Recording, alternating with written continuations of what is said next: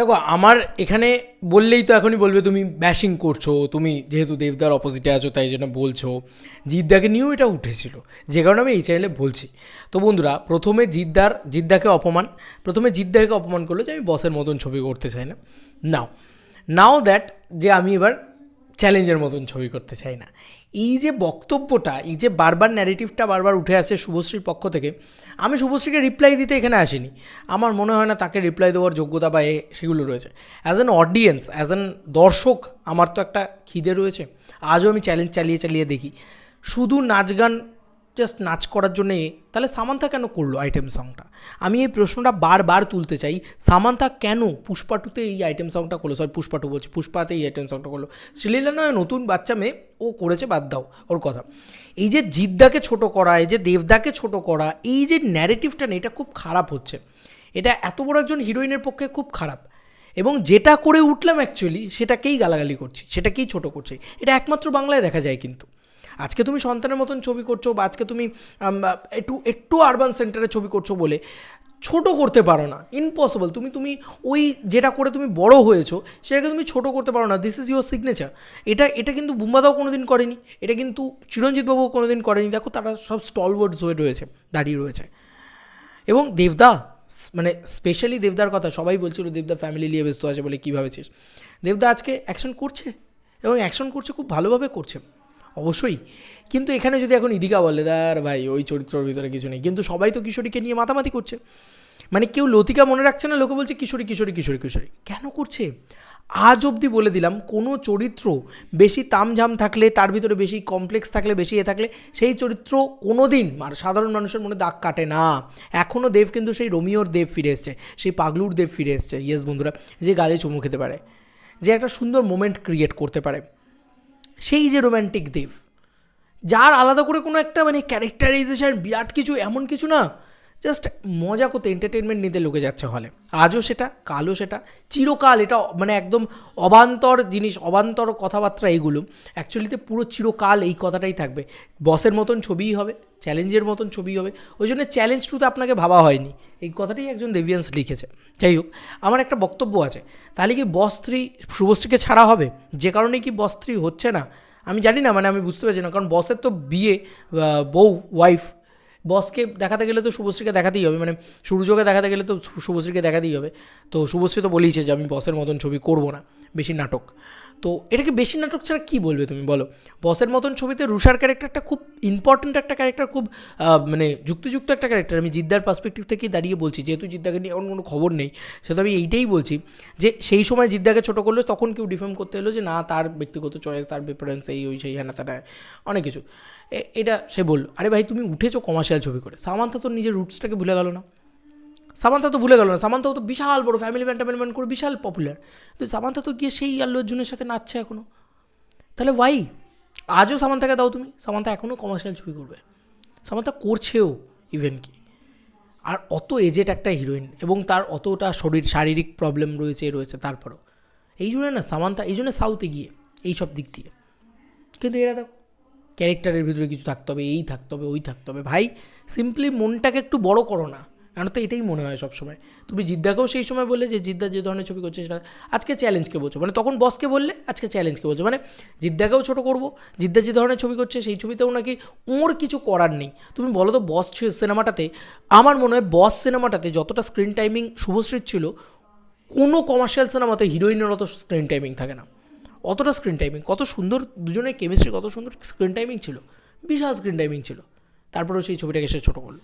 আমি জাস্ট শোনাই তোমাদের।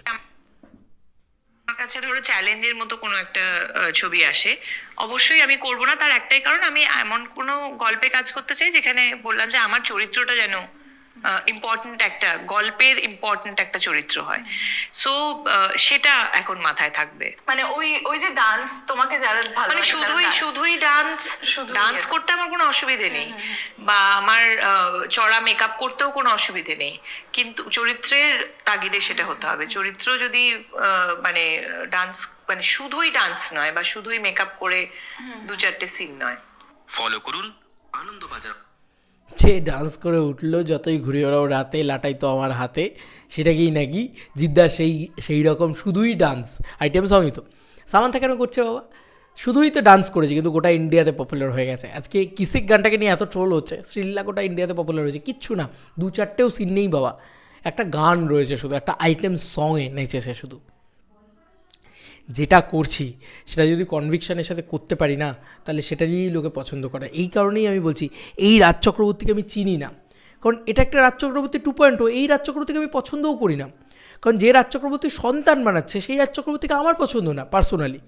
এবং এই শুভশ্রীকেও আমি চিনি না। আমার শুভশ্রীকে ভালো লাগতো, কিন্তু আমার বেশ ভালো লাগতো শুভশ্রীকে সেই সময়, চ্যালেঞ্জ দেখেই আমি ফ্যান, মানে দেবের ফ্যান হয়েছি, তো কোথাও শুভশ্রীকে আমার ভালো লাগতো। কিন্তু প্রবলেমটা হচ্ছে দেব তো দেবের জায়গাতেই এখনও অনর রয়েছে, জিদ্দাও তাই, জিদ্দাও সেই জায়গাটাতেই অনর রয়েছে।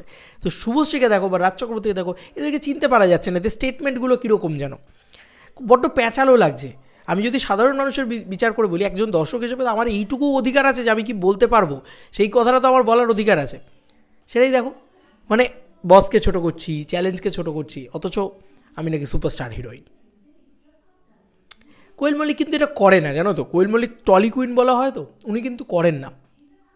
উনি বলেন এখনও যে ভালো কমার্শিয়াল ছবি বলছে, আসলে অনেকগুলো সব ধরনের চরিত্র আমার করা হয়েছে। কোয়েল মল্লিকের কথার ভিতরে অনেকটা মানে মাধুর্য রয়েছে, অনেকটা কী বলবো, মানে রেসপেক্ট মিশে রয়েছে। কোয়েল মল্লিককে এই কারণেই আমাদের রেসপেক্ট করতে ইচ্ছে করে। কোয়েল মল্লিক বলেন যে আমার আসলে অনেক ধরনের কমার্শিয়াল ছবি করা হয়ে গেছে, অনেক ধরনের চরিত্র করা হয়ে গেছে, তো যে কারণে আমি মানে এটা নিয়ে আমার বারবার মনে হয়েছে, সেই বস 2 এর সময় মনে হয়েছিল, বসের সময় মনে হয়েছিল যখন সেটাকে করেছিল, এখন আমার মনে হলো যে চ্যালেঞ্জকে এবার ছোটো করলো, বসকে ছোটো করেছিল এবার চ্যালেঞ্জকে ছোটো করলো, জিদ্দাকে ছোটো করেছিল এবার দেবদাকে ছোটো করলো। ওই যেটা বলে না যে দেব ভার্সেস জিৎ, না আমি দেব অ্যান্ড জিৎ ভাবি, তো সে কারণে দুজনকেই ছোটো করছে দেখো আলটিমেটলি, কারণ দুজন যে ধরনের ছবিতে বিলিভ করে, কমার্শিয়াল ছবি, আলটিমেটলি তুমি দিনের শেষে দেবদা জিদ্দাকে তো ছোটো করছোই, তার সঙ্গে কমার্শিয়াল ছবিটাকেও ছোটো করছো। তো কোয়েল মল্লিককে আদারওয়াইজ যদি তুমি দেখো, সে বলছে যে আমি যদি ডিফারেন্ট ওয়াইজ ছবি পাই, ডিফারেন্ট মানে চরিত্র পাই, যেখানে কমার্শিয়াল ছবিতে চরিত্র পেতে হবে, সেরকম যদি পাই সেটা, এখানে কথাটাই হচ্ছে শুধু ডান্স করবো না। এটা খুব মানে শুনতে খারাপ লাগছে, দেখতে খারাপ লাগছে। তাহলে আমার কাছে কথা হচ্ছে যে শুধু ডান্সটা সামান্থা কেন করে? সামান্থা তো একটা আইটেম সঙের জন্য ছিল, সিনেমাতে কোনো ভ্যালুই ছিল না সামান্থার, মানে গোটা সিনেমাতে কোনো একটা এক্সট্রা সিন নেই সামান্থার। না হয় তুমি বলবে রশ্মিকার মতন চরিত্র পেলে করবো, রশ্মিকা না হয় পুষ্পা টুতে বলো বা পুষ্পাতে বলো অনেকটা স্পেস পেয়েছে, কিন্তু সামান্থা তো কিছুই পায়নি। সামান্থা রশ্মিকার থেকে অনেক সিনিয়র অ্যাক্ট্রেস, এবং সামান্থা অনেক দিন ধরে অভিনয় করছে, সামান্থা একটা হিউজ স্টলওয়ার্ড অভিনেত্রী, কিন্তু সামান্থা কেন করলো? তাহলে আমার তো এটাই বক্তব্য। তার মানে তুমি এটা স্বীকার করো যে আমি যেটা করে উঠেছি তাদেরকেই আমি অপমান করছি। বারবার বলছি, এই যে রাজ চক্রবর্তী যেটা করলো, যে প্রমোশন করতে লাগে না, লাগে না, এই যে কমার্শিয়াল ছবিটাকে ছোটো করলো, তাতে কিন্তু যে দর্শকের জন্য, বা এই যে ঋত্বিক চক্রবর্তী যে দর্শককে, মানে অ্যাকচুয়ালি বাংলার দর্শককে বলছে মাথাভর্তি কত, মানে বাংলার দর্শককে যদি তুমি এটা বলো, তার মানে তুমি কিন্তু আপামর গোটা বাংলাকে ছোটো করছো, এতে কিছু হচ্ছে না। দেবদা আরও উপরে উঠছেন, জিদ্দা আরও উপরে উঠছেন, কিন্তু শুধুমাত্র ছোটো কে হচ্ছে? তোমরা হচ্ছ, কারণ ওই কলকাতার বেল্টের বাইরে বেরোতে পারছো না। দেখো কলকাতার ভিতরেই কুটি কয়েক হাউসফুল এই নিয়ে চলছে, টিকিট ট্রেন্ডিংয়েও আসতে পারছো না খাদান দিয়ে। খাদানে যেরকম টিকিট ট্রেন্ডিং, তোমাদের টিকিট ট্রেন্ডিং থেকে বেরিয়ে যাচ্ছ মাঝে মাঝে, এমন অবস্থা, এমন তোমাদের অবস্থা। তো এটাই হচ্ছে, ভালো ছবি বানিয়েছি, খুব করেছি, প্যানানি ঘ্যানানি কাঁদিয়েছি, এই করেছি, ভাই আমি মস্তি পাইনি ছবি দেখে, এইটা হচ্ছে সবথেকে বড়। মস্তি চাই আমার, এন্টারটেনমেন্ট চাই আমার, যেটা আমি ভরপুর পেয়েছি খাদান থেকে। আর তুমি এন্টারটেনমেন্ট ছবি থেকে, আজকে যদি এই কথাটা পাউলিদাম বলতো, এই কথাটা রাইমা সেন বলতো, আমার কোনো গায়ে লাগতো না ভাই। শুভশ্রী গাঙ্গুলি বলছে তো কষ্ট লাগছে, কারণ এদের সাথে আমাদের ছোটোবেলার ইমোশন জড়িয়ে আছে, এরা আমাদের ছোটোবেলার ইমোশনাল হিরোইন, এরা আমাদের ছোটোবেলা থেকে বড় হয়েছি সেই এই হিরোইনগুলোকে দেখে বড় হয়েছি। তারা যখন চেঞ্জ হয়ে যাচ্ছে, পাল্টে যাচ্ছে, কথাবার্তাগুলো পাল্টে যাচ্ছে, তখন গায়ে লাগছে, আর কিচ্ছু না। তো এই ছিল এখনকার মতো ভিডিও। তোমাদের কার কি মতামত, এটা ভিডিওটাকে নিয়ে জানিও কমেন্ট সেকশনে। চলো বন্ধুরা, নতুন কোনো ভিডিওতে দেখা হবে, বাই।